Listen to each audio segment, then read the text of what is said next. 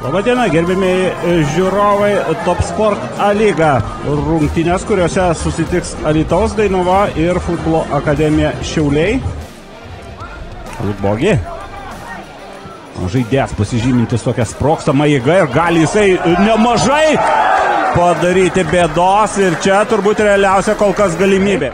Dabar perimtas kamuolys jau Dainavos aikštės pusė, šiauliečiai smūgis į vartus, kur yra komandos draugai, randa Abdullahi, Lūbogi.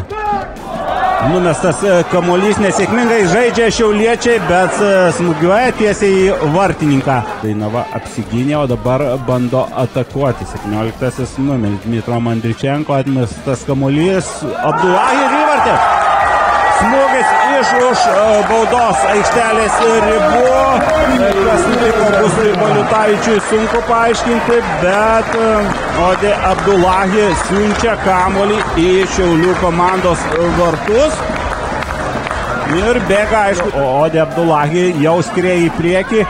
4-4 Baftalovskis link tolimo virpso gali būti pavojinga, bet smūgis iš neitin patogios situacijos. Dešinio krašto perdamas, iškumščiuotas kamuolys ir vėl pavojinga situacija prie Šiaulių rankų. Dabar Albertis klysta, atsikerta, krenta baudos aikštelė ir baudinys. Žmogui įmetusiam užribį ir 2-0. Slavas Orakinas siunčia iš vienos pusės į knockdowną. Šiaulių futbolininkus žengs 29 ir 20 numeriai. Geras perdavimas ir 2-1. 2-1 rezultatas sušvelninamas ir kiek kartais nedaug reikia. Šiek tiek, manau, čia koncentracijos klaida, na ir kaip greitai greičiausiai Ligijus Jankauskas, jis yra keičiamas. Dešinė, Davidaitis, prieš jį Maksimenko, Žebrauskas, vėl Davidaitis, baudos aikštelė, daug apgaulingų judesių, perdavimas aštrus, perdavimas virpsas, smūgis ir 2-2. 2-2 rezultatas tampa lygus.